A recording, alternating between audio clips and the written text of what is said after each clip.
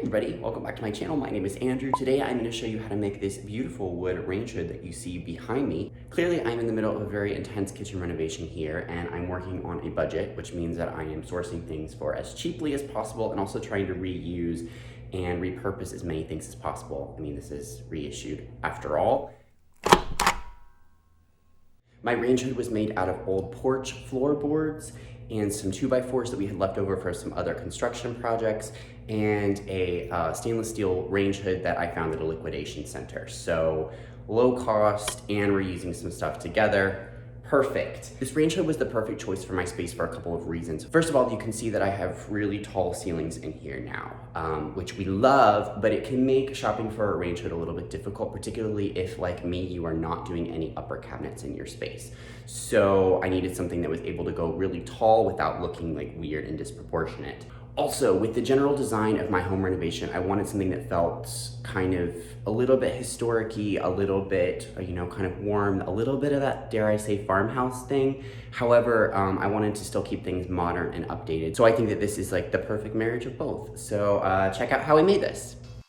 My personal skill set is generally centered more around design, sewing, painting, stuff like that, rather than construction. So for this project, my dad, Paul, will be here doing a lot of the heavy lifting. Everybody say hello to Paul. We will start by creating a framework for the hood based on the dimensions of the vent hood that I purchased. This model from Vissani is currently available at Home Depot, but I picked it up from a local liquidation center for about half the retail price. Love a good deal. I like that it was able to function both vented and unvented, since I didn't know which way I would need to vent it at first. This design could work for almost any range hood like this. Just be sure to check the dimensions and adjust your build accordingly. Here's a rough diagram of how the framework will be constructed. We will start by creating 3 boxes that act as sort of a rib cage for the structure. To meet the dimensions of my hood, which is for a standard 30-inch range, we cut our 2x4s into 6 24-inch pieces and 6 18-inch pieces. Essentially, you want 6 pieces that match the depth of your hood and 6 pieces that are 6 inches shorter than the width of your hood. After marking the side-to-side placement and desired height for the bottom of the hood, we marked a line 5 inches higher since the back of our hood is 5 inches tall. That way the bottom of the range hood will end up at the desired height when attached to the bottom of our structure. Once you locate the studs, screw the 24-inch pieces to the wall at the lowest point where the vent hood will attach, the highest point, in my case the ceiling, and the midway point between these two. Here we needed to drill a hole in the bottom 2x4 to accommodate the wiring. It is crucial to screw into the stud since the whole piece will end up being pretty heavy and needs all the support it can get. Be sure to level these pieces before securing them as well.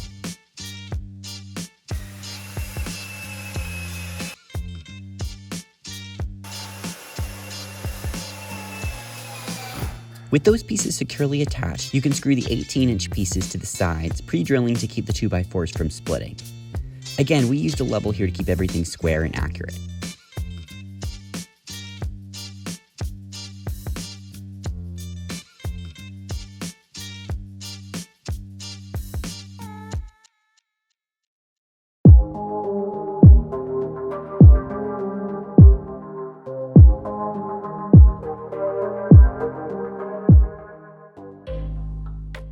Finally, complete the box by screwing in the remaining 24-inch piece at the front.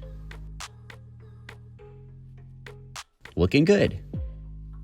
Now we measure the complete height of the structure, in this case from the bottom box all the way up to the ceiling, to get a length for the back vertical 2x4s. Then we cut 2 at this length and screw them into each box against the back wall.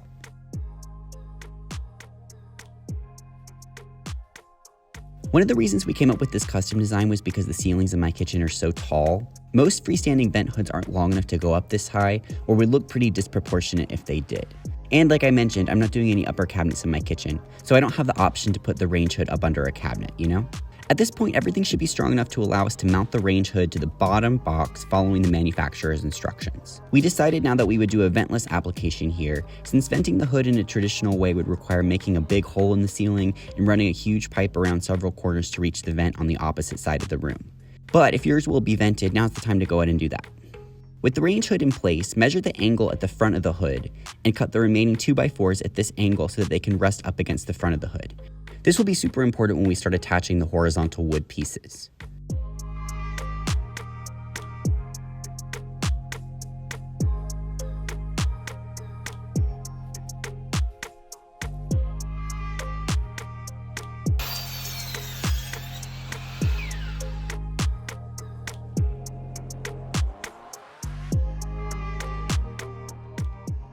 With this basic wood structure in place, you could cover the outside with a number of different things. Reclaimed wood, tongue and groove beadboard, shiplap, if you're really feeling the farmhouse vibes. For my hood, we are using old porch boards harvested from the back of my house. The addition to my house that houses the dining room / atrium and the new bathroom / laundry had some uneven floors due to termite and water damage. When we took out the floor and subfloor, we discovered where the original porch had been. We saved as many good boards as possible to use for this project and to do hardwood floor repairs in other rooms. Finding these boards actually gave me the idea for this project. The boards were painted and had a lot of texture in the grain, which made them very difficult to strip with traditional paint stripper or my preferred heat gun method.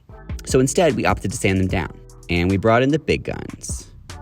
We needed to strip the floor in the pantry as well, so we rented a corner sander unit made for sanding floors. Typically, you would rent both a corner sander and a larger unit for the bulk of the floors, but since my pantry is pretty small, we opted for just the corner one. The sanding process took some trial and error. We started pretty timidly with the 60 grit sandpaper before taking the plunge down to a super rough 20 grit.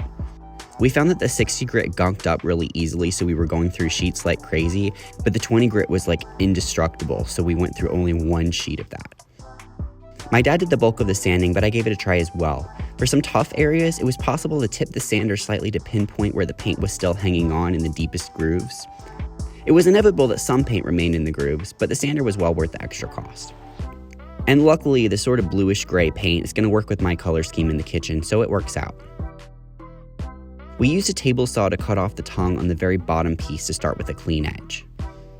Now that our pieces are prepped, we can use the miter saw to create 45-degree angles that will allow the wood to neatly wrap around our base. First, we make a straight cut to square the edge, and then we cut into 3 pieces as follows. You want to make sure the inside measurements match up to the dimensions of your frame. In our case, that's 18 inches on the inside for the side pieces, and 30 inches on the inside of the front piece.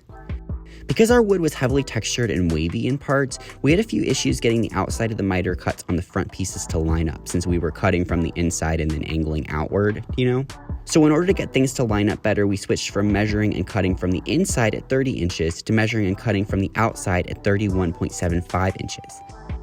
That way, no matter what, the outside corners would line up. You can decide which works best for your material. Now we can attach the boards with a nail gun. But first, we need to glue the side pieces from the bottom 2 rows together. Let me explain why. Since there is no frame to nail into at the back of the sides for the bottom row, gluing these pieces together will give the bottom row a way to attach at the back. You'll see when we attach it later. We set those pieces aside to dry and continued moving upward at the 3rd row. Starting at the front center, place a piece, level it, and then nail it in.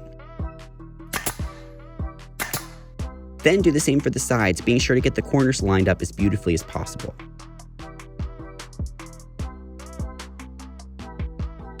Keeping everything level occasionally involves some hammering and nudging, but it was important to keep things from getting wonky as we moved upward.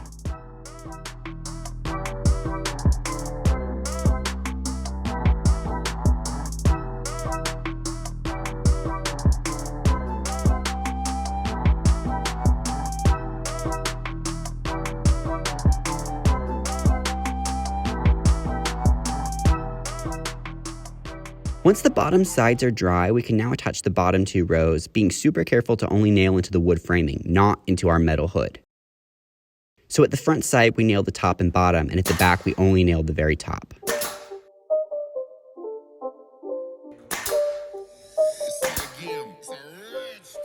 I mentioned earlier that we're doing a ventless application here.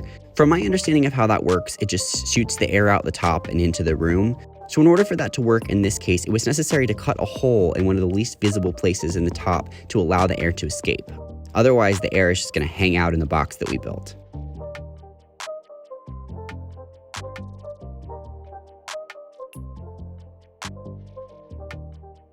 We will put this vent cover over the hole to help it blend in.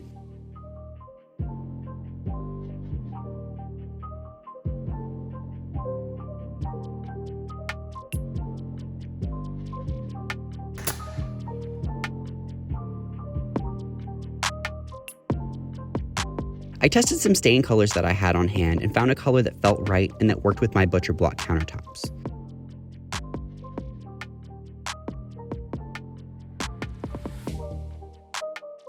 After taping some spare plastic over the stainless steel rim on the hood, I applied the stain with a natural brush, working one board at a time, and trying to coat the surface smoothly and evenly.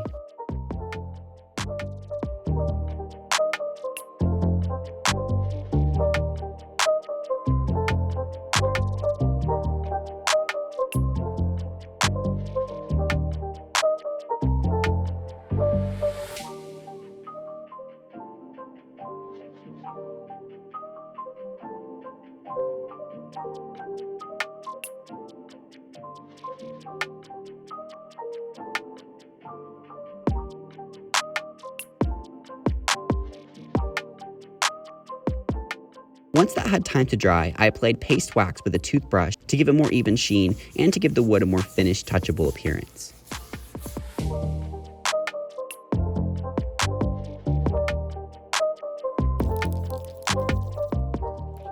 Finally, I sprayed the vent with the metallic copper paint.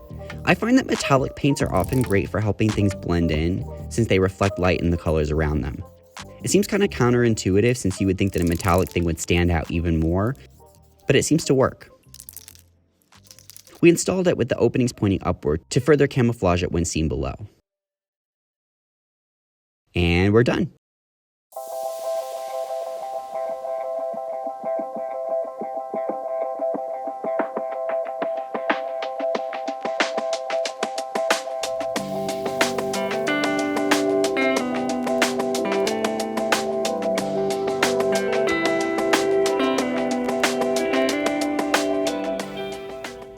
I hope you found this video helpful. If you love how it turned out as much as I do, hit the like button or leave me a comment down below.